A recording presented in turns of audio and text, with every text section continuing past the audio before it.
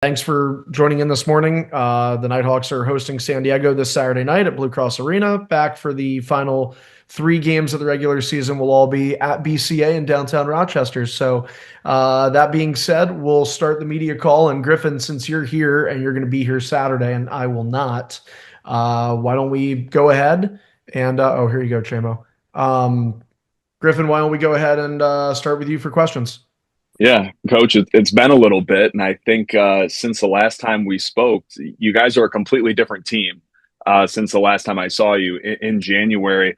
Over these last few weeks, what was the difference? We saw bits and pieces of what it could be early on in the season, but now it seems like it's all just starting to fall together.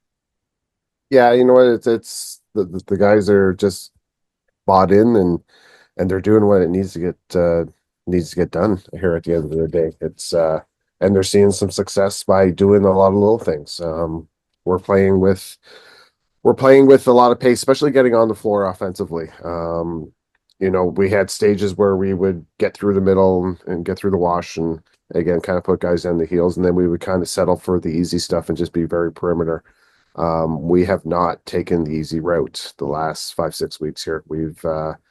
They've done a very good job of again getting through the wash and putting defenses on their heels, which does allow them to get their matchups. And our group is so unselfish, and they strive on finding the one more that everybody's having opportunities, and we're bearing on it because of it.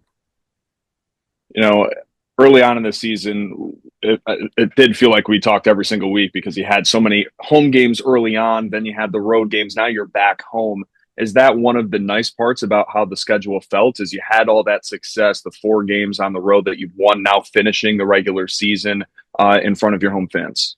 Yeah, I think so. I hope so. Coming off a bye week, you kind of never know what we're going to get. It's going to be a bit of a crapshoot here, especially early. But yeah, to have the ability to play our next 3 games at home. And again, we're in a position where actually we're in a better position than we were last year. We help hold our own destiny in our own hands this time around. And to do it at home in front of family, in front of friends, and our home crowd, I think these next 3 weeks, 3 games, anyways, are going to set us up very nicely. And similar to what we saw early on in the season, was a little bit of a slower start in terms of what his production has been for Connor Fields. Now you're starting to see him continue to be one of the best players in the league. Just really interesting about how he's had that evolution this year. And like you said, sticking to what you guys want to do and being able to be so dynamic. Just what have you seen in comparison to early on this season to the last few weeks in Connor's game? Yeah, again, it goes to I think the entire offensive group. It's not getting stuck in one guy's stick right now, where we had tendencies early in the year where it did get stuck, and we didn't have the swings, and we didn't get through the middle, which is something that's so small and easy to do. Now we're doing it, which is creating a lot of gaps in coverage on the defensive side of things, and again, our group Fieldsy himself like can find the open guy and he can create his own shots with the gaps. And the way the guys have been, like I say, it all stems from getting on the floor with a purpose, running downhill. It just creates those gaps where Fieldsy is able to get some more time and space, find the open guy, find his open shot, and he's hitting it. And the group themselves are playing with a lot of confidence, and they're getting rewarded for what they're doing. What do you think are some of the similar parallels that a team like San Diego and you guys have? Maybe slower starts to begin the year and now starting to find their groove and battling for playoff seeding. Yeah, you know what? Yeah, I guess on that side of things, and again, standings wise, we're nip and tuck, we're right beside each other as well, right? So, yeah, again, that's they had a lot of turnover, I think, this year outside looking in, and that takes time to build that chemistry, and right now they're playing with it. They're playing really well. Hellyer's kind of found his role. Berg is Berg is Berg. He's dynamic and he's a handful to begin with. And again, with the space, Benny Ryan Benesh there on that left side, just still scoring goals. They got a well-rounded group up front, and defensively, great goaltending. A group defensively that gets out and pushes pace and gets on hands and creates some havoc, and they're finding their stride at the right time as well. Awesome, coach. I'll see you on Saturday. Sounds good. Thanks, Griffin. All right, let's go ahead and jump to Adam. Perfect. Hey, coach, how you doing? Good, Adam. How about yourself this morning? Good. Good. Yeah, Preston's on spring break, so he's a handful in the mornings now. But yeah. So Griffin was talking about the win streak and how things have been building up. I wanted to talk about the kind of historic context of especially a win this weekend. It would mark 5 wins in a row. This would only be the second 5 game win streak that you guys have had in franchise history. Looking back at what you guys have been building over the last few years and things are on the up and up, what would it mean to kind of hit that milestone and what do you think it says for the future? Uh, you know what? To tell you the truth, that milestone I don't think is on anybody's radar. To tell you the truth, like we're just making sure we're playing our best lacrosse at the right time. And right now, leading into playoffs, our best lacrosse is here. I still think there's room for improvement, and I think we all do.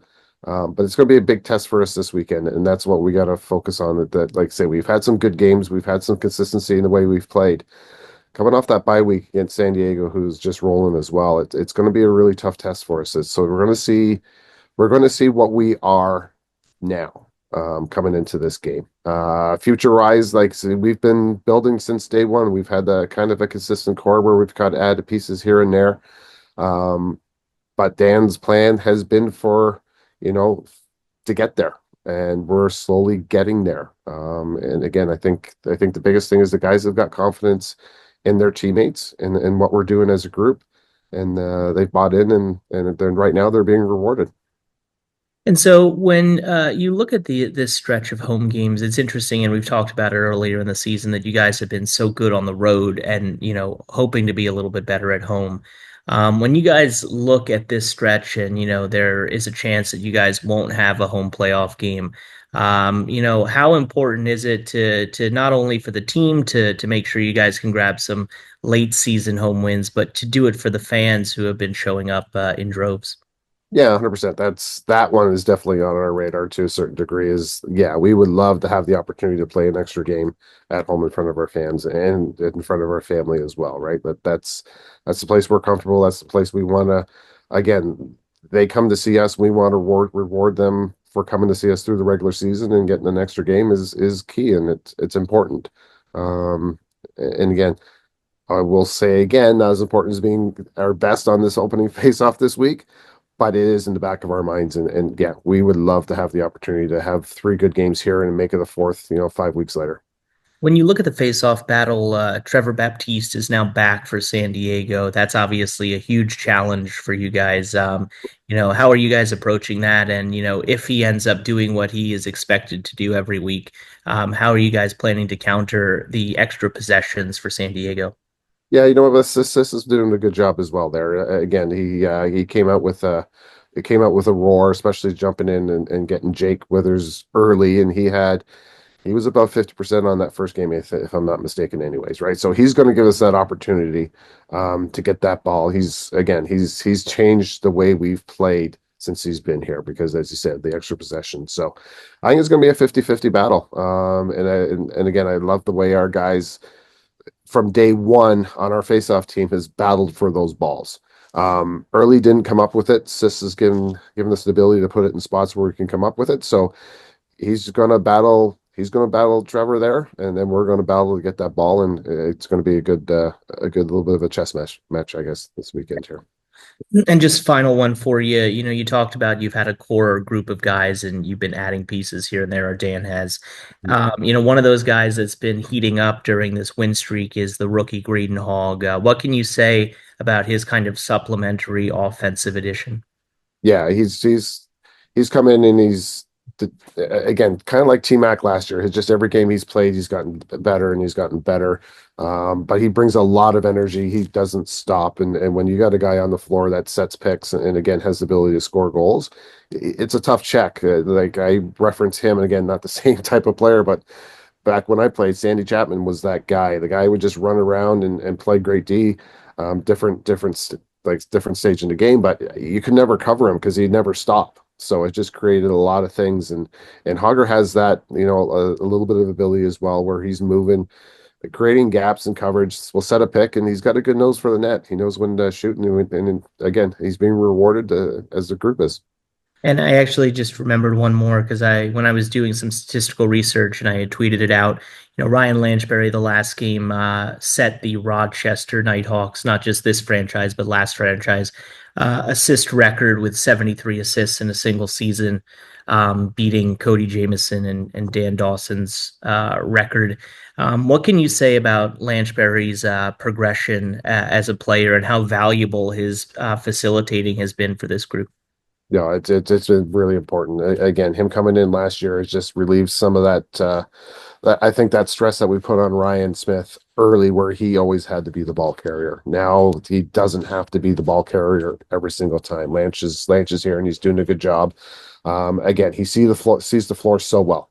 He just has that ability to play a great two-man game, but at the same time see what the lefties are doing and find either one. And yeah, we're lucky we got him. Perfect. Thanks so much, Coach, and good luck this weekend. Thanks, Adam. All right, Chamberlain, you want to jump in here? Definitely. Thanks. Hey, Coach.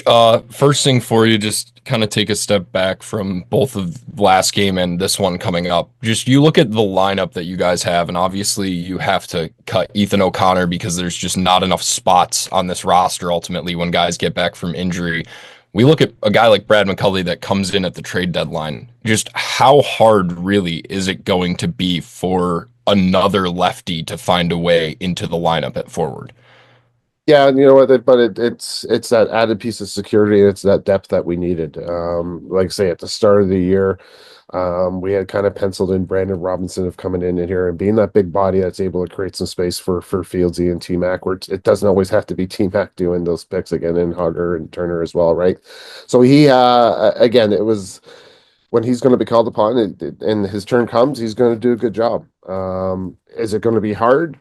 Yeah.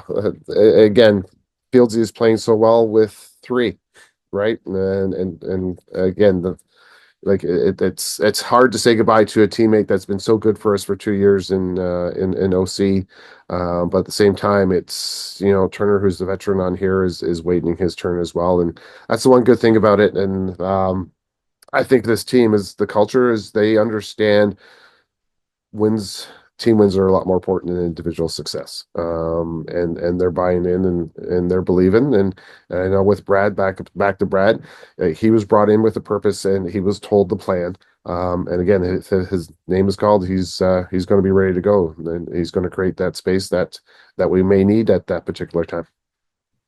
Awesome. And I think one of the reasons maybe that he's can get pushed down the line a little bit more. Graydon's been playing great down this stretch through 2025. Just how I feel like ever since that Saskatchewan game, even despite it being a loss, you talk about team success over individual success, but he as a rookie still ended up going off in that game, and he's been pretty consistent since then. Yeah, 100%. Again, it's offense is a lot of confidence, right? And again, when you have that work ethic and you have that ability just to and again, we're lucky that we got two of them because I think Turner is one of the best ones. But like Graydon just brings a little bit extra right now, and he's scoring. And it's a lot of confidence that he has, and again his demeanor on the floor and his ability to take everything in and do it, and then still want more and still progress. I think at the end of the day is kind of where he's playing right now. He's playing at that level we need. Awesome. You look at these last 4 games, and since Calgary, you guys have not scored a game winner past the third quarter. And then all of a sudden, 2 weeks ago, it's the second goal of the second quarter was the game winner of that one from Gilray, shorthanded. When you look at the way that you guys have had to kill off games seemingly through this stretch and put things away for that second half more so, just how has the mindset been around that, making it be something that can help you guys instead of it becoming we're not playing that full 60 minutes anymore? Yeah, you know what? I think that is a bit of a challenge. And one good thing is that we are definitely showing up on time these last handful of weeks, right? Like, and that was one of our Achilles heel as well. We would get down early and then we start chasing and then, just kind of run out of energy and lose by one with 0.1 second or 2.5 seconds in a game, right? So it is a little bit challenging. I think we got a good lesson in Ottawa. We dropped Niter, just kind of bowed out early for precautionary reasons. And so we were short of body playing. Again, Sisselberger does a great job on the face-off, but Sisselberger plays face-offs. So we have 9 guys in the back end as well. So we were basically down 2 bodies. And while it may have looked like numbers-wise, statistically wise, we weren't at that same level. I thought we were at a better level because we had to make sure we were responsible. We didn't allow them to, use their ability to being down a couple guys to run on us. So I thought we were good. We did what we had to do. We kind of locked it down as an offensive group and a defensive group together. And we kept them Ottawa to 4 goals in the second half as well. So it's I think that's a good reminder. And again, that's the name of the game is continue to play for 60 minutes and again, outside looking in, it may not look like it, but we actually did play a great 60-minute game against Ottawa. Definitely a fun one to watch. Last thing for me, transition is important every single week. This San Diego team over the offseason, though, of course, wanted to specifically improve that transition. Just what do you do about a guy like Zach Currier? Yeah, you know what? Zach's elite. Zach's at a different level. I think it's going to help us a little bit that the majority of his play lately has been out the front door, so he doesn't have that full floor to get going. But he's good, and offensively, we're going to be challenged as well because again, he has that ability to shoot from the outside and use his speed and pick his spots and yeah, he's on our radar to say the least. But you know what? Again, at the same time, as you said, their transition game is really good too. They added that to Chico, and they still do push as a group. They've been good, and I think they nipped it in the butt. They got a couple extra ones against Calgary, if I'm not mistaken, last week, which kind of put them over the top there a little bit too. So yeah, we gotta be mindful, and we've done a really good job of being that way, and at home as well for us. Um, that comfort level also allows us with the way we change and where our benches line up that we're a little bit more comfortable doing that at home, and that's going to be key for us as you mentioned. Awesome. Thanks, Coach. Thanks, Gabriel. All right. I guess we're down to Brennan and Ripper. So, Brennan, you want to go at it? Yep. Thanks a lot, Andrew. Coach, these guys answered a lot of my questions already. Just a couple. One follow up. You talked about Fieldsy and being able to create those shots in the gaps. Do you attribute that to him seeing the floor better, or like you're talking about, like just guys moving better, getting through the middle? Like, what do you attribute that success to? A little bit of both. And again, I think Fieldsy always has had that part of the year where he gets a little bit nicked up, and he got nicked up a little early, and I think again he's fully healthy right now and it's got a lot of energy. But I do think it's the way we're playing offensively, and like I say, moving guys and not having defensive guys, the ability to step up and just pick up their guys early in the possession.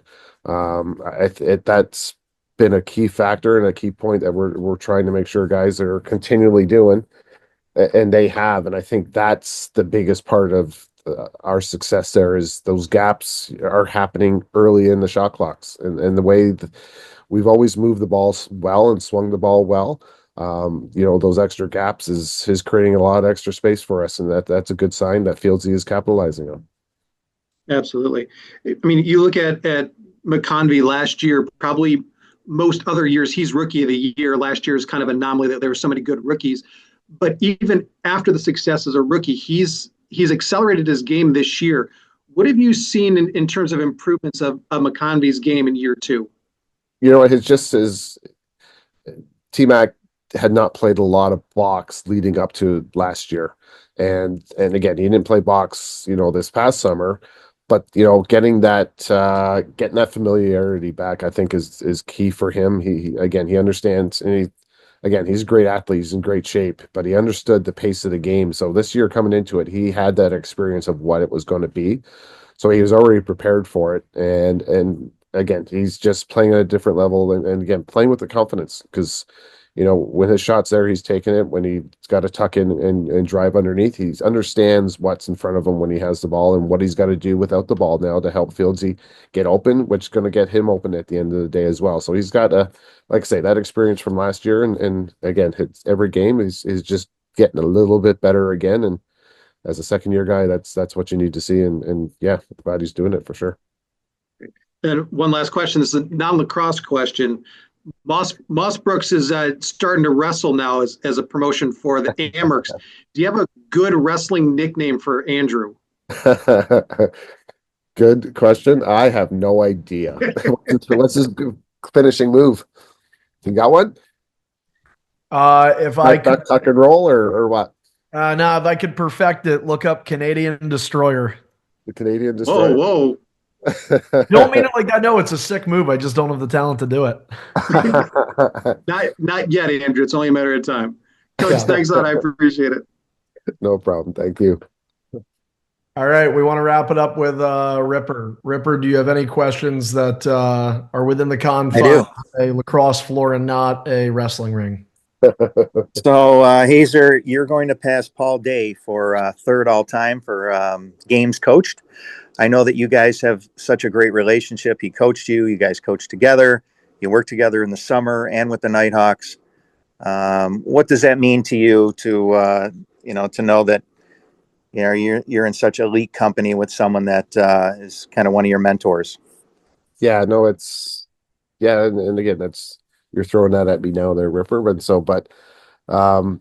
Yeah, where I am today, on the coaching side of thing, I do owe a heck of a lot to Paulie because again, he gave me the confidence to be me. Knowing that he kind of has gone through that experience, I was able to lean on him, whenever I had a question and still do to this day. If I need something, that he's a quick phone call away, and yeah, I say it's great.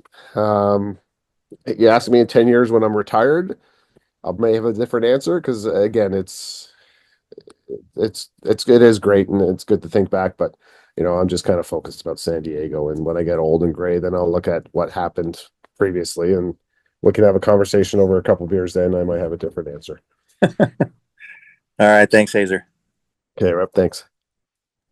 All right, guys, I think that's going to wrap it up. So, Hazer, appreciate it. Thanks everybody for all your questions, and we will see you Saturday. Sounds good. Thanks, guys. Thanks for your time. Thank you. Much, Coach. Good one, everybody. Thanks, Coach. Thanks, everybody.